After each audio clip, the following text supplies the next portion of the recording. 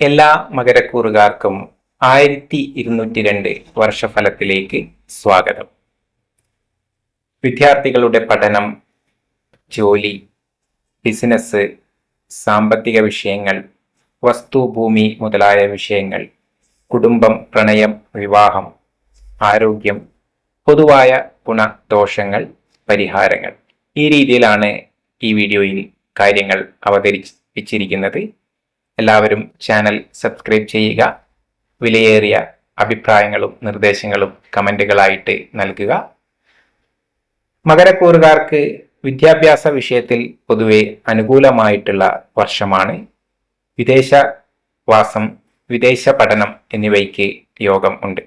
പ്രത്യേകിച്ചും nursing, medical മുതലായ വിഷയങ്ങളിൽ വിദേശ പഠനം ആഗ്രഹിക്കുന്ന വിദ്യാർത്ഥികൾക്ക് അനുകൂലമായിട്ടുള്ള ഫലങ്ങളാണ് കാണുന്നത്.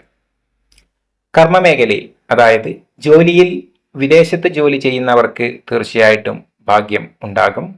എങ്കിലും നാട്ടിൽ ജോലി ചെയ്യുന്ന ആളുകൾക്ക് ചില പ്രയാസങ്ങൾ കൂടുതലായിട്ട് അനുഭവിക്കേണ്ടി വരാം.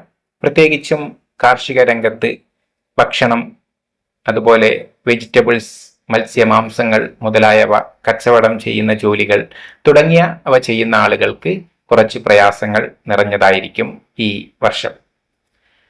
അതുപോലെ സർക്കാർ മേഖലകളിലും മറ്റ് പ്രൈവറ്റ് മേഖലകളിലുമൊക്കെ ജോലി ചെയ്യുന്ന ആളുകൾക്ക് സ്ഥാനക്കയറ്റവും അനുകൂലമായിട്ടുള്ള ഫലങ്ങളും ഉണ്ടാകാൻ സാധ്യതകൾ ഉണ്ട്. ബിസിനസ് മേഖലയിൽ ഉത്തമമായിട്ടുള്ള ഒരു വർഷം തന്നെയാണ്.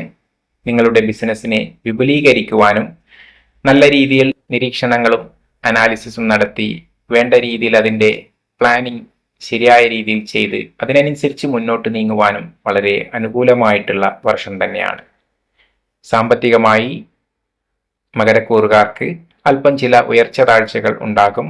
അപ്രതീക്ഷിതമായിട്ടുള്ള ധനലാഭവും ധനനഷ്ടവും ഉണ്ടാകാം. അതുകൊണ്ട് തന്നെ അപ്രതീക്ഷിതമായിട്ടുള്ള നഷ്ടം പല ചതികളിലൂടെയോ വഞ്ചനകളിലൂടെയോ വരുവാനുള്ള സാധ്യതകൾ ഉണ്ട്.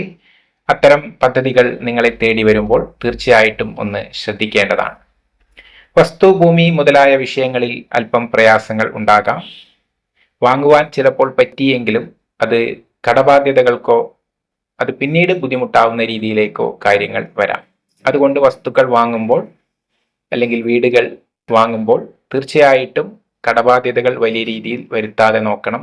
അതോടൊപ്പം തന്നെ അതിൻ്റെ എഗ്രിമെന്റ്, ഡാറ്റകളുമായി ബന്ധപ്പെട്ട വിഷയങ്ങൾ ശരിയായ രീതിയിൽ അന്വേഷിച്ച ശേഷം മാത്രം വാങ്ങുന്നതായിരിക്കും ഉചിതം. കുടുംബപരമായി വളരെ അനുകൂലമായിട്ടുള്ള വർഷം തന്നെയാണ്.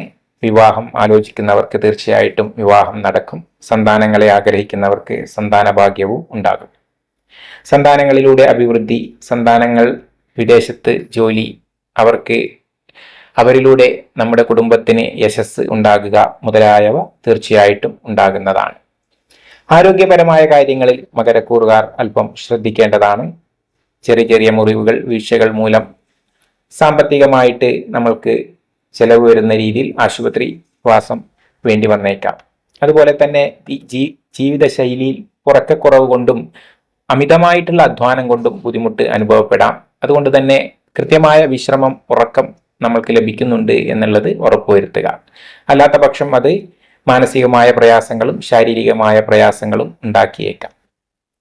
പൊതുവായി ആരോഗ്യം, കുടുംബം,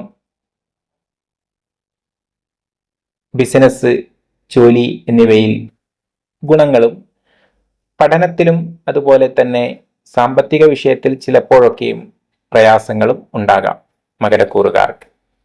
പരിഹാരം ആയിട്ട് കാളി ദേവി ക്ഷേത്രത്തിൽ ദർശനം നടത്തുക, നിങ്ങളുടെ കുടുംബദേവതകളെയും പിതൃക്കളെയും നല്ല രീതിയിൽ സ്മരിച്ച് ആരാധിക്കുക എന്നിവ ചെയ്യാവുന്നതാണ്. എല്ലാവർക്കും നല്ല ഒരു വർഷം ആശംസിച്ചുകൊണ്ട് നിർത്തുന്നു. നന്ദി, നമസ്കാരം.